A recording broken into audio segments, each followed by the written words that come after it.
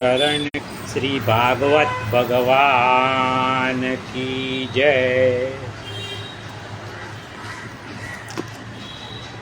मंगलाचरण। करारविंदे न पदारविंदे न मुखारविंदे न विनिवेशयन्तं तस्य पत्रस्य पूते शयानं बालमुकुन्दं मनसा स्मरामि। श्रीकृष्ण गोविंद हरे मुरारी हे नाथ नारायण वासुदेव। जिह्वे पिबस्वामृतमेतदेव गोविन्द दामोदर माधवेति। विक्रेतु कामा तिलगोपकन्या मुरारिपादा पितचित्तवृत्ति। दद्यादिकं मोहवसाद्गोचर गोविन्द दामोदर माधवेति। गृहे गृहे गोपवधू कदम्बा सर्वे मिलित्वा समवाप्य योगं पुण्यानि नामानि पठन्ति नित्यं गोविन्द दामोदर माधवेति। सुखं शयाना निलये निजेपि नामानि विष्णु प्रवदन्ति मर्त्या। ते निश्चितं तन्मयतां व्रजन्ति गोविन्द दामोदर माधवेति। जिह्वे सदैवं भज सुन्दराणि नामानि कृष्णस्य मनोहराणि। समस्तभक्तार्तिविनाशनानि गोविन्द दामोदर माधवेति। सुखावसाने इदमेव सारं दुःखावसाने इदमेव ज्ञेयं। देहावसाने इदमेव जाप्यं गोविन्द दामोदर माधवेति। श्रीकृष्ण राधा वर गोकुलेश गोपाल गोवर्धननाथ विष्णु। जिह्वे पिबस्वामृतमेतदेव गोविन्द दामोदर माधवेति। गोविन्द दामोदर माधवेति। गोविंद दामोदर माधवेति। ગઈકાલે આપણે જોયું કે 7 વર્ષનો કૃષ્ણ નંદ બાવાને સમજાવે છે કે બાવા તમે ઇન્દ્રની પૂજા ન કરો અને આજે ઘીના ડબ્બા સ્વાહા સ્વાહા કરો છો એ ઘી બધું એળે જાય છે। તેના કરતાં આ ગિરિરાજ પર્વતની પૂજા કરો, એ સ્વયં વિષ્ણુ જ છે। ત્યાં અન્નકૂટ સજાવી એ ઘીનો ઉપયોગ કરો અને એ અન્નકૂટ બધા ગોપ બાળકોમાં બધામાં વહેંચી દો। તેના પછી ગિરિરાજ બાવાને અન્નકૂટ ધરવામાં આવે છે। એમાં જાત જાતની ભાતની સામગ્રીઓ છે ને પછી ગિરિરાજજીને જમાડવાનું આહ્વાન કરવામાં આવે છે। ગિરિરાજ બાવા પ્રગટ થાય છે અને 1000 હાથ સાથે પ્રગટ થાય છે અને જેટલા ટોપલા આવે એટલા બધા પોતે ભેગા કરતા જાય છે। ગોપ બાળકો કહે છે કે કાના આ તો આપણા માટે કાંઈ રહેવા નહીં દે, એટલે થોડા ટોપલા ઉપાડી અને ગાડાની નીચે મૂકી દીધા। પણ ગિરિરાજ બાવા તો મોટા લાંબા હાથ કરી અને ગાડા નીચેના ટોપલા પણ બધા ખેંચી ગયા। તો તો કે તારા ગિરિરાજ બાવા તો બહુ જબરા છે, અમારો સંતાડેલો માલ પણ ખાઈ ગયા. ત્યારે શ્રી કૃષ્ણ કહે છે કે એક કામ કરો, ગિરિરાજ બાવા અન્નકૂટ આરોગે ને એટલી વારમાં આપણે બધા પરિક્રમા કરી લઈએ. અહીં સુધી ગઈકાલે આપણે વાંચ્યું. હવે આગળ શ્રીમદ ભાગવતના શ્રોતાઓ પણ મનથી શ્રી ગિરિરાજજીની પરિક્રમા કરશે. પરિક્રમામાં આવતા પવિત્ર સ્થળોનું મહાત્મય અને વર્ણન આ પ્રમાણે છે. જતીપુરા જવાની જરૂર નથી, અહીં બેઠા બેઠા જ પરિક્રમા કરો મનથી. ગિરિરાજજીની પરિક્રમા શરૂ થાય છે. ગિરિરાજજીની પરિક્રમાના 2 રસ્તા છે. એક છે 9 કોસનો અને બીજો છે 7 કોસનો. ચંદ્ર સરોવર થઈને જઈએ ને તો 9 કોસ થાય. આપણે અહીંયા જે છે ને આપણે 9 કોસની પરિક્રમાનું વર્ણન છે. વ્રજવાસીઓ પરિક્રમા માટે ઉત્સાહ સાથે જાય છે. એક અલગ જ ઉત્સાહ આવી જાય. ગિરિરાજજીના મુખારવિંદથી પરિક્રમા શરૂ કરે છે, એટલે કે શ્રી ગિરિરાજજીની પ્રદક્ષિણા કરે છે.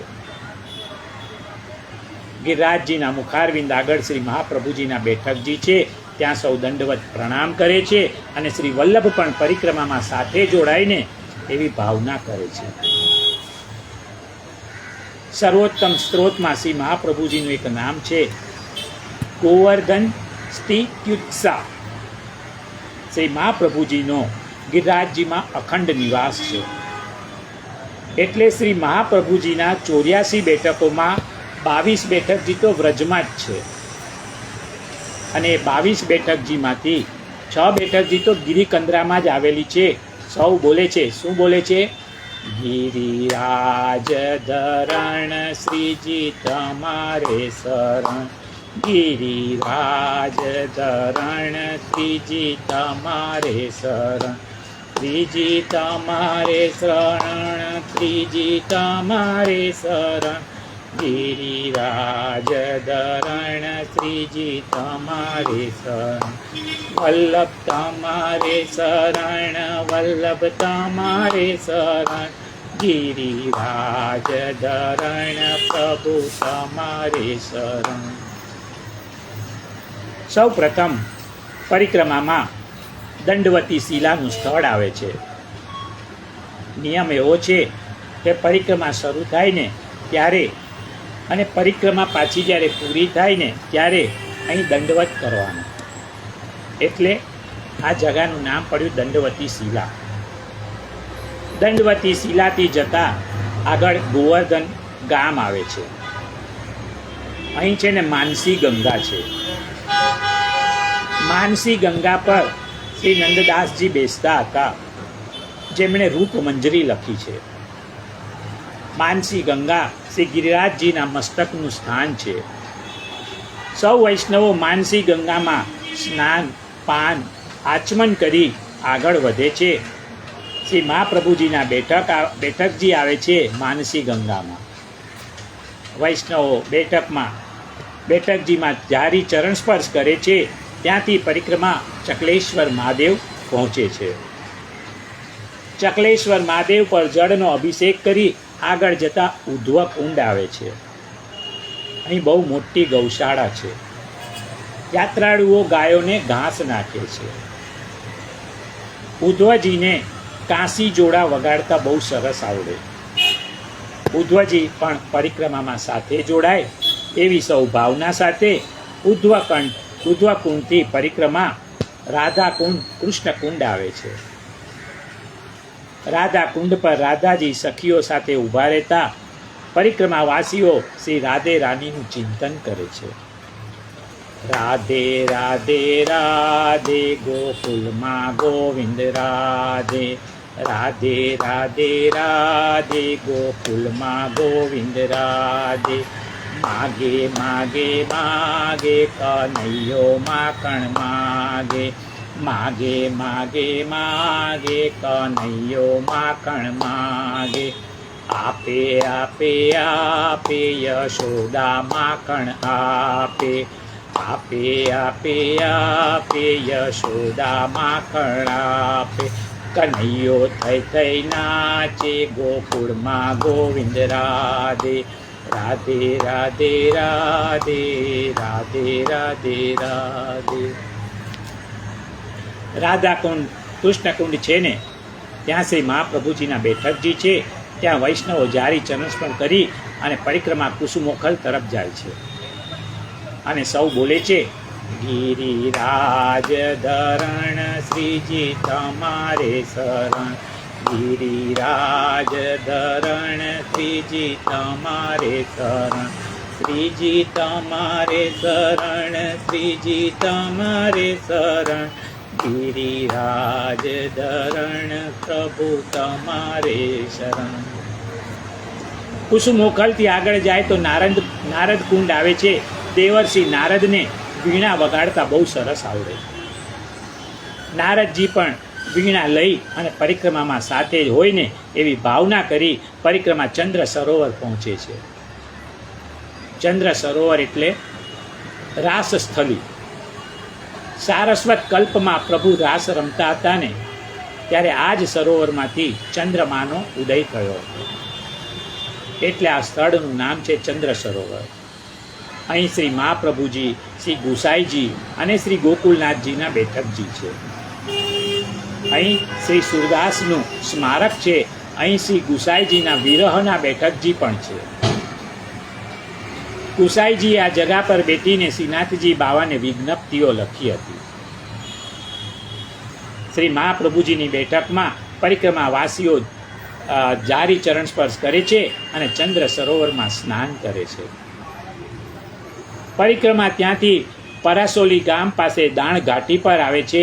ઠાકોરજી આ જગા ઉપર શ્રી કૃષ્ણ ગોપીજનો પાસે દાણ લેતા હતા.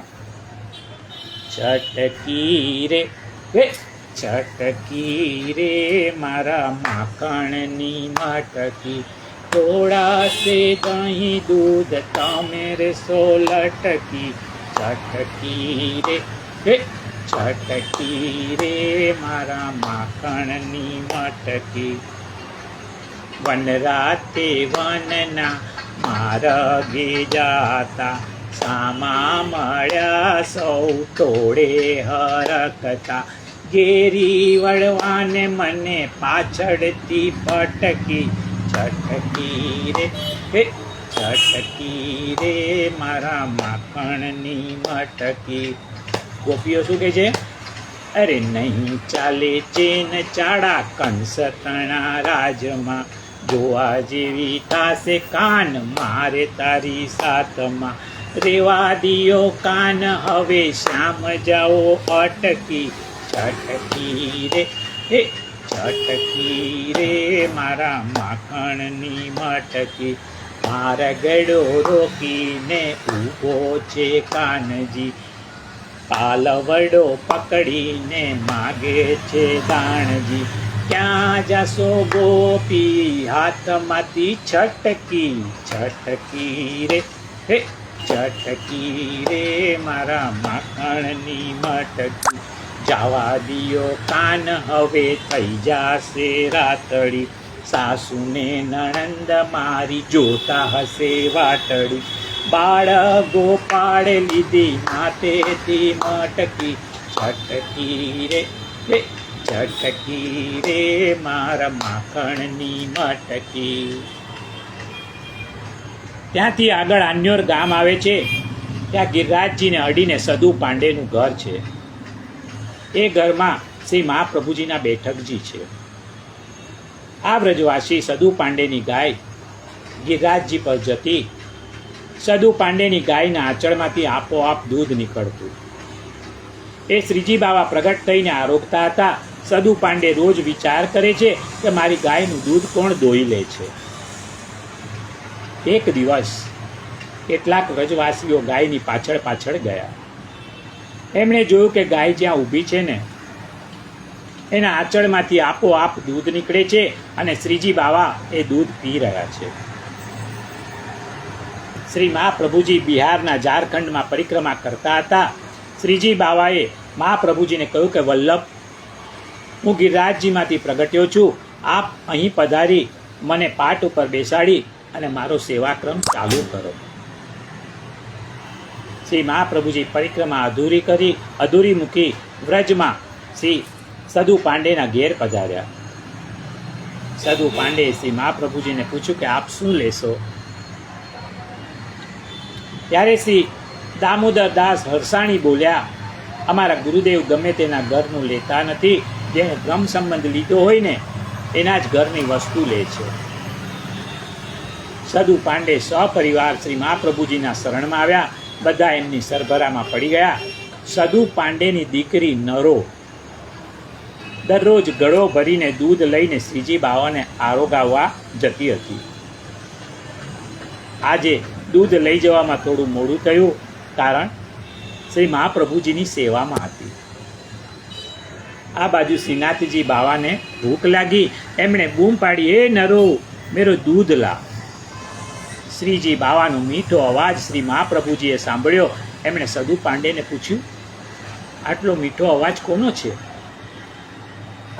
સદુ પાંડેએ કહ્યું કે શ્રીનાથજી બાવા ગિરિરાજમાંથી પ્રગટ્યા છે. એ મારી દીકરીને દૂધ લઈને બોલાવે છે. શ્રીનાથજી બાવાને ભૂખ લાગી છે. શ્રી મહાપ્રભુજીએ નરોને કહ્યું કે બેટા, તું જલ્દી ઠાકોરજીને દૂધ આરોગાવી આવ, એમને પરિશ્રમ પડે છે. નરો ગળો ભરીને દૂધ લઈ શ્રીજી બાવાની પાસે આવી. શ્રીજી બાવાએ નરોને ઠપકો આપ્યો, ઇતની દેરી ક્યું? નરોએ કહ્યું કે પ્રભુ, આજે મારે ઘેર મહેમાન આવ્યા છે. શ્રીનાથજીએ દૂધ આરોગ્યા, ગળામાં થોડું દૂધ બચ્યું. એ લઈને નરો ઘરે આવી. શ્રી મહાપ્રભુજીએ એને ઊભી રાખી પૂછ્યું, આ ગળામાં કાંઈ બચ્યું છે? નરોએ કહ્યું કે હા, શ્રીજી બાવાના આરોગ્યા પછી થોડું બચ્યું છે. શ્રી મહાપ્રભુજીએ પ્રસાદી દૂધ પીધું. કૃષ્ણાધરામૃતા સ્વાદો સિદ્ધરત્ર ન સંશય. પછી શ્રી મહાપ્રભુજી વ્રજવાસીઓને લઈને શ્રીનાથજીને મળવા પધારે છે. જેટલી શ્રીનાથજીને મળવાની શ્રી મહાપ્રભુજીને આતુરતા હતી ને, એટલી જ આતુરતા શ્રી મહાપ્રભુજીને શ્રીનાથજીને મળવાની હતી.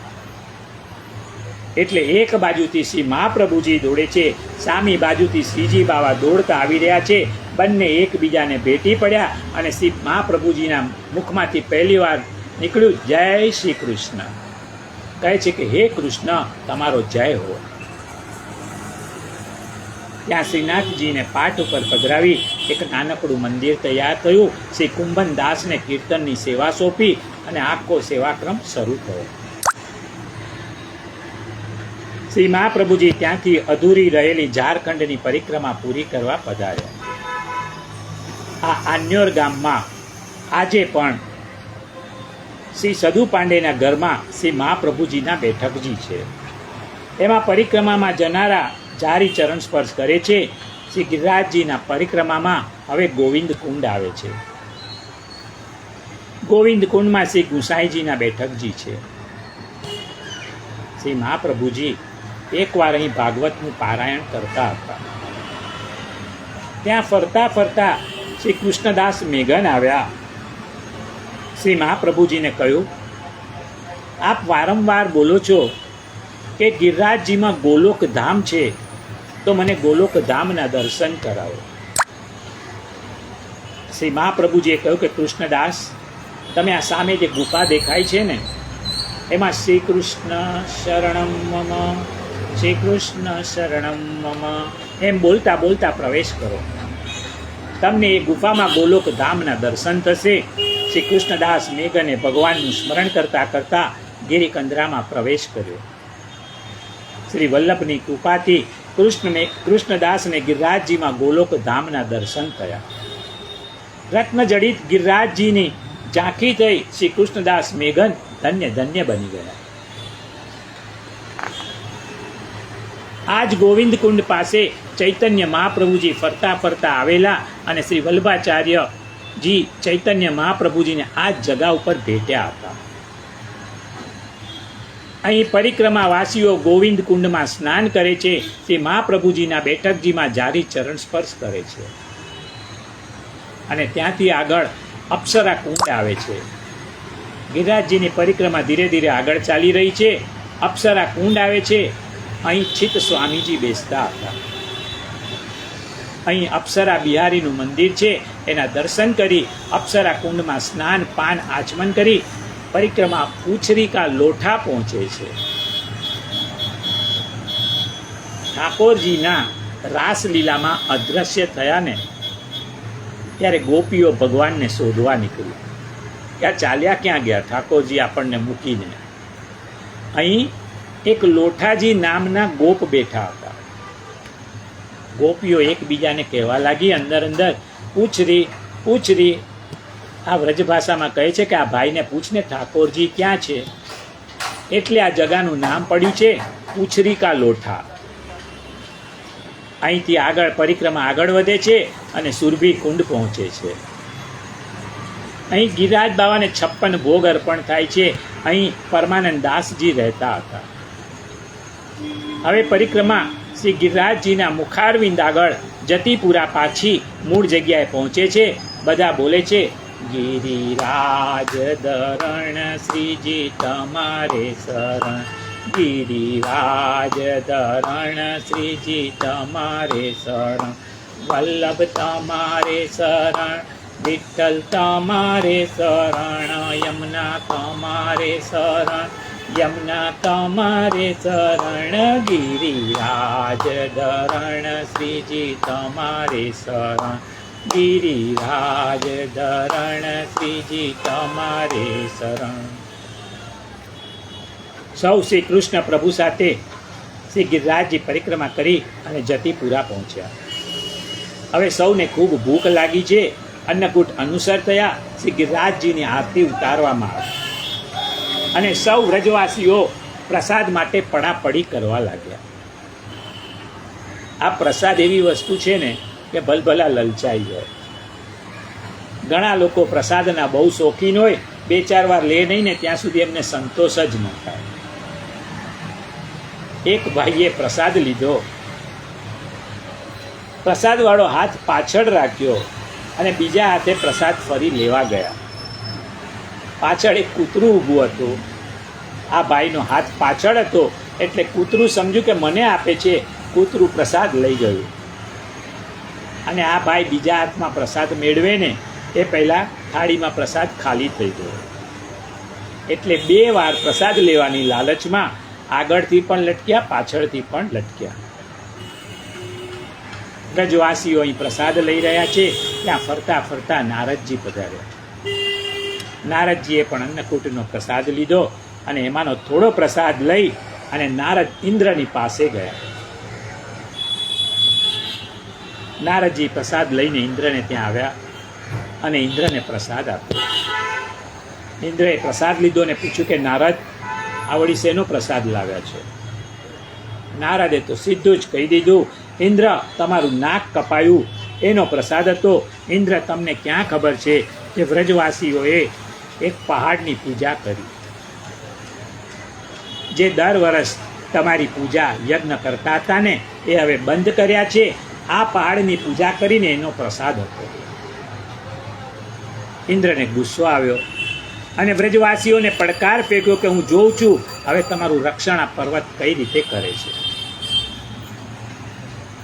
ઇન્દ્રએ સંવર્તક નામના મેઘોને બોલાવ્યા અને કહ્યું કે વ્રજ ઉપર અતિવૃષ્ટિ કરો, જેથી આખું વ્રજમંડળ તારાજ થઈ જાય, વરસાદ વરસાવો.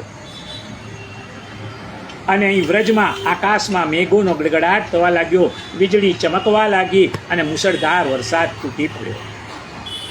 સૌ નાશ ભાગ કરવા લાગ્યા. સૌ કહે છે કે આજે તો ઇન્દ્રદેવ કોપાયમાન થયા છે, હવે આપણી રક્ષા કોણ કરશે? સૌ ગભરાયા. ત્યારે કેટલાક જ્ઞાની વ્રજવાસીઓ શ્રી કૃષ્ણની શરણમાં આવ્યા. શ્રી કૃષ્ણએ કહ્યું કે ચિંતા ન કરો, મને ગઈ રાત્રે જ સ્વપ્નમાં ગિરિરાજ બાવાએ કહ્યું છે કે કોઈ સંકટ આવે ને તો તમે બધા મારી શરણમાં આવજો, હું તમારી રક્ષા કરીશ. એટલે ચાલો આપણે બધા શ્રી ગિરિરાજજીની શરણમાં જઈએ. શ્રી કૃષ્ણને આગળ કરી બધા વ્રજવાસીઓ શ્રી ગિરિરાજજીની પાસે આવ્યા છે અને સૌને શરણમાં આવેલા જોઈ ને શ્રી ગિરિરાજ બાવા પોતાની મેળે સ્વયં જમીન ઉપરથી અદ્ધર થયા. શ્રી ગિરિરાજજીએ વિચાર્યું કે મારા માલિક શ્રી કૃષ્ણ આવી રહ્યા છે અને એ આવતા હોય ત્યારે મારાથી બેસી કેમ રહેવાય? એટલે શ્રી ગિરિરાજજી સ્વયં જમીન પરથી અદ્ધર થઈ આકાશમાં ઉપર સ્થિર રહ્યા છે. અને શ્રી કૃષ્ણએ એમની નીચે જઈને પોતાની એક આંગળી નીચે ધરી દીધી. આ રીતે શ્રી કૃષ્ણએ ગિરિરાજજીને ધારણ કર્યા છે. દેવતાઓ પુષ્પની વૃષ્ટિ કરે છે. જય જયકાર કર્યો. બોલો શ્રી ગોવર્ધનનાથ કી જય, શ્રી ગિરિરાજ ધરણ કી જય, શ્રી ગોકુલનાથ કી જય. પુષ્ટિ માર્ગમાં શ્રી ગિરિરાજજીને ધારણ કરનારું સ્વરૂપ એ શ્રી ગોકુલનાથજીનું છે. શ્રી કૃષ્ણએ વ્રજવાસીઓને બોલાવ્યા અને કહ્યું કે બધા અહીં ગિરિરાજજીના છત્ર નીચે આવો. છતાં કેટલાક વ્રજવાસીઓ ડરતા હતા કે ક્યાંક પર્વત નીચે પડશે ને તો બધા દટાઈ જશું. ત્યારે ભગવાને કહ્યું કે હું જેને ઊંચકું છું ને એને પડવા દેતો નથી. મારામાં વિશ્વાસ રાખો, બધા અહીં આવો. અને બધા વ્રજવાસીઓ ભગવાનની પાસે ગયા છે. શ્રી બલરામજી શેષ નારાયણનો અવતાર છે. એમણે પોતાના શેષ સ્વરૂપથી ગિરિરાજજીની ચારે તરફ કોટ કરી દીધો, જેથી બહારનું પાણી અંદર ન આવે. શ્રી ગોકુલનાથજી ભગવાન એ ચતુર્ભુજ સ્વરૂપ છે. એક હાથમાં ગિરિરાજ છે, એક હાથમાં શંખ છે, અને બે હાથથી ભગવાન મીઠી મીઠી બંસરી વગાડે છે. કોઈને શંકા થાય કે 7 દિવસ સુધી ભગવાને ગોવર્ધન ધારણ કર્યો અને બધા વ્રજવાસીઓ 7 દિવસ સુધી ગિરિરાજજીની નીચે ઊભા રહ્યા. આ દરમિયાન જમવા ખાવાની શું વ્યવસ્થા કરી હશે? ઘણા લોકોને જમવાની બહુ ચિંતા હોય છે. જ્યાં જાય ને ત્યાં પહેલાં પૂછે કે જમવાની શું વ્યવસ્થા છે, પછી આગળ વાત કરીએ. વળી પૂછે, અરે 7 દિવસ સૂવાની શું વ્યવસ્થા કરી હશે? આટલો લાંબો સમય ઊભા કઈ રીતે પસાર થયો હશે? ભગવાને શ્રી ગિરિરાજજીને ધારણ કર્યો ને ત્યારે એક હાથમાં ગિરિરાજ, બીજા હાથમાં શંખ છે, અને બે હાથથી જે વેણુ નાદ કર્યો ને એ એટલો બધો મધુર હતો કે સૌને સાંભળીને સમાધિ લાગી ગઈ. શરીરનું કોઈને ભાન ન હતું, તેથી ખાવાનો, પીવાનો કે સૂવાનો કોઈ પ્રશ્ન જ નહોતો. શ્રી કૃષ્ણની વેણુ સાંભળી અને વ્રજવાસીઓના 7 દિવસ આંખના પલકારામાં પસાર થઈ ગયા. કોઈને કશી ખબર પડી જ નહીં. ભગવાનનો એક હાથ અદ્ધર છે. એમની સામે રાધે રાણીએ પણ પોતાનો હાથ અદ્ધર કરીને ઊભા છે.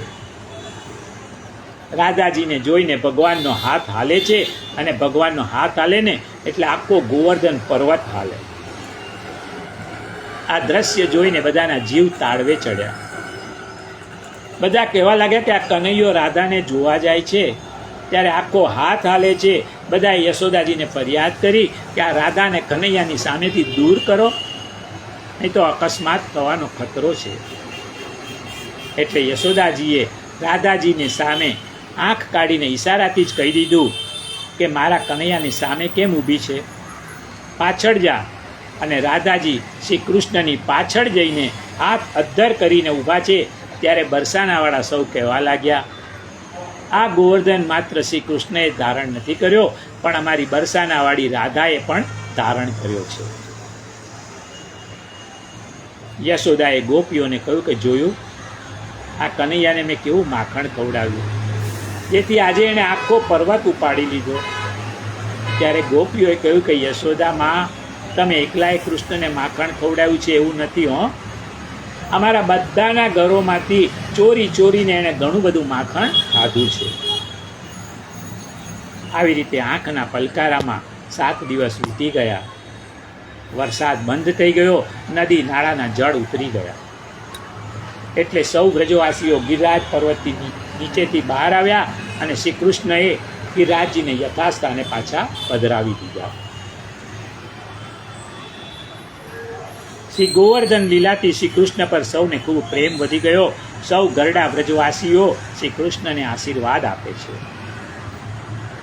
ચિરંજીઓ લાલ ગોવર્ધન ધારી, દેત અશિષ સકલ ગોપીજન, રાજ કરો વૃંદાવન ચારી, પરમાનંદ દાસ કો ઠાકુર, અનુદિન આરતી હરત હમારી, ચિરંજીઓ લાલ ગોવર્ધન ધારી. આ બાજુ ઇન્દ્ર ગુસ્સે થયો અને શ્રી કૃષ્ણને ગાળો દેવા લાગ્યો. જે માણસ અભિમાની હોય ને એને ગુસ્સો આવવાનો છે.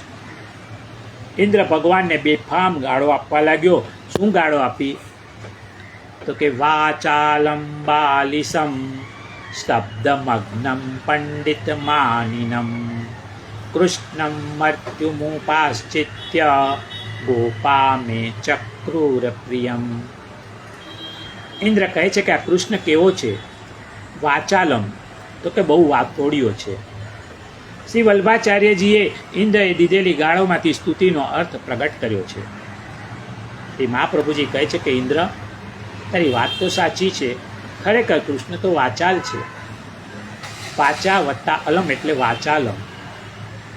વાચા એટલે વાણી, અલમ એટલે જેને પહોંચી નથી શકતી ને તે. શ્રી કૃષ્ણ વાણીથી પર છે અને શબ્દોથી પણ પર છે. ઇન્દ્રએ કહ્યું કે કૃષ્ણ બાલિશ છે, કે બાળક જેવો છે. શ્રી મહાપ્રભુજીએ બાલિશ શબ્દનો અર્થ પ્રગટ કર્યો કે હે ઇન્દ્ર, તારી વાત એકદમ સાચી છે, અમારા ઠાકોરજી બાલિશ પણ છે. બાલી એટલે સુગ્રીવનો ભાઈ અને સમ એટલે કલ્યાણ કરનારા. ઇન્દ્રની વાત સાચી છે, અમારા ભગવાન શ્રી કૃષ્ણએ રામાવતારમાં સુગ્રીવના ભાઈ બાલીનું કલ્યાણ કર્યું છે. ઇન્દ્રએ ભગવાનને ત્રીજી ગાળ દીધી. એમાં કહ્યું કે કૃષ્ણ કેવો છે? તો કે પંડિત માનિનમ, તો કે કૃષ્ણમાં અક્કલનો એકેય છાંટો નથી અને પોતાની જાતને પંડિત સમજી બેઠો છે. શ્રી મહાપ્રભુજી પંડિત માનિનમનો કેવો સુંદર અર્થ કરે છે. ઇન્દ્ર, તારી વાત સાચી છે, અમારા શ્રી કૃષ્ણને મોટા મોટા પંડિતો માન આપે છે. દુનિયાનો એવો કોઈ વિદ્વાન નથી કે જેણે શ્રી કૃષ્ણને માન ન આપ્યું હોય. શ્રી કૃષ્ણને બધા જ વિદ્વાનો માન આપે છે. દુનિયાનું સૌથી કોઈ વિદ્વાન વ્યક્તિ હોય ને તો એ શંકરાચાર્યજી હતા. જે બુદ્ધિનો હિમાલય હતા એ શંકરાચાર્યજી પણ શ્રી કૃષ્ણને કેટલું બધું માન આપે છે. ભજે વ્રજે કમંડલમ સમસ્ત પાપ ખંડનમ સ્વભક્ત ચિતર અનમ સદેવ નંદનંદનમ સુપિચ્છ ગુચ્છ મસ્તકમ સુનાદ વેણુહસ્તકમ અનરડ સાગરમ નમામિ કૃષ્ણનાગરમ. શંકરાચાર્યજી કહે છે કે વ્રજભૂમિના એકમાત્ર આભૂષણ અને સમસ્ત પાપોને નષ્ટ કરવાવાળા અને પોતાના ભક્તોના ચિત્તને આનંદ આપનારા શ્રી કૃષ્ણને હું હંમેશા ભજું છું. દુનિયાના બીજા કોઈ વિદ્વાન થયા હોય ને તો શ્રી વલ્ભાચાર્યજી મહારાજ. શ્રી મહાપ્રભુજીએ કહ્યું છે કે દુનિયામાં સૌથી શ્રેષ્ઠ દેવ હોય ને તો તે શ્રી કૃષ્ણ છે.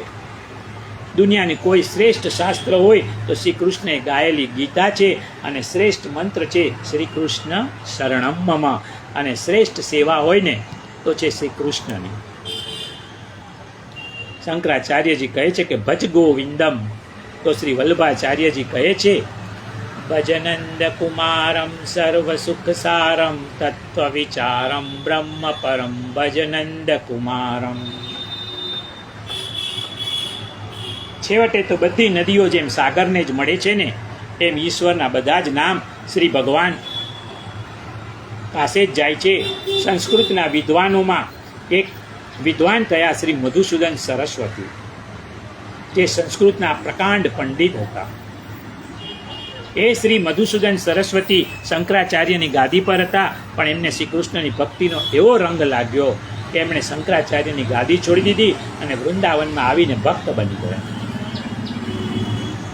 શ્રી મધુસૂદન સરસ્વતીને કોઈકે પૂછ્યું, આપની દ્રષ્ટિએ દુનિયામાં પરમ તત્વ કોણ છે?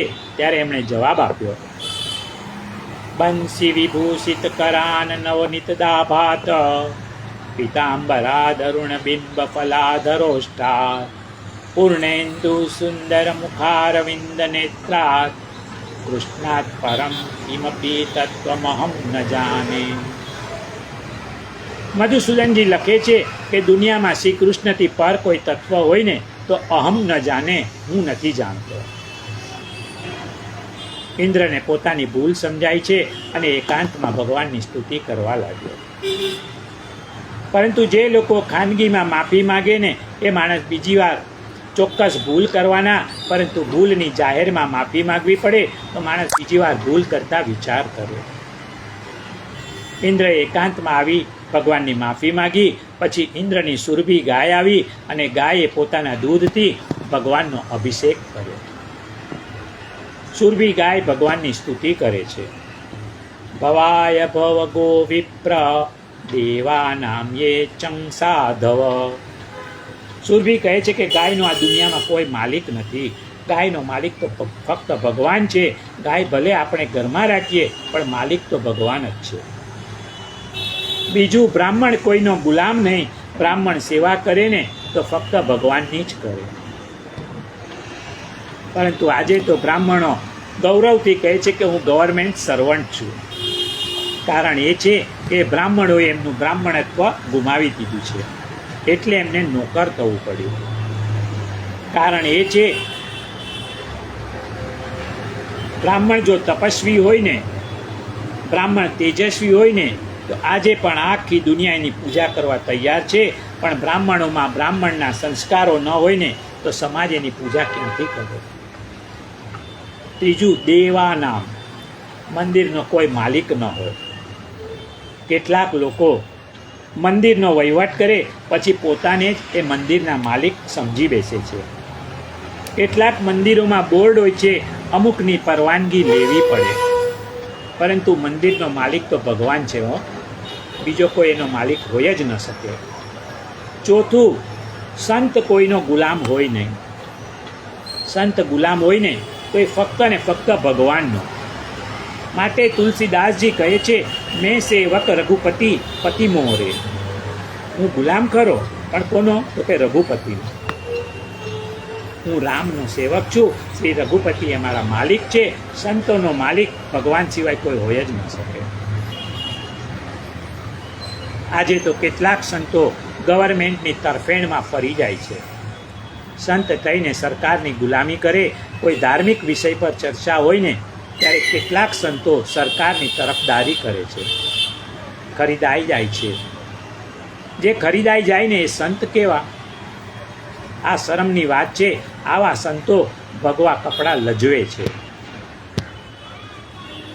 સુરભી ગાયે ભગવાનને સ્તુતિમાં કહ્યું કે આ ચારના માલિક આપ સિવાય કોઈ હોય જ ન શકે. સુરભીએ પ્રભુનો આભાર માનતા કહ્યું કે પ્રભુ, આપે ગોવર્ધન ધારણ ન કર્યો હોત ને તો ઇન્દ્રએ નાખેલા વરસાદમાં લાખો ગાયો તણાઈ જવાની હતી. આપે મૂંગા પશુઓની રક્ષા કરી છે. હું આજે આપને ગોવિંદ નામ આપું છું. હે ગોવિંદ, હે ગોપાલ, હે દયા નિધાન, હે ગોવિંદ. સુરભી ગાયે ભગવાનને નામ આપ્યું છે ગોવિંદ. ગોવિંદનો અર્થ છે ગવા ઇન્દ્ર ઇતિ. ગવા ઇન્દ્ર ઇતિ ગોવિંદ. હે પ્રભુ, આપ ગાયોના સ્વામી છો, માટે આપ ગોવિંદ છો.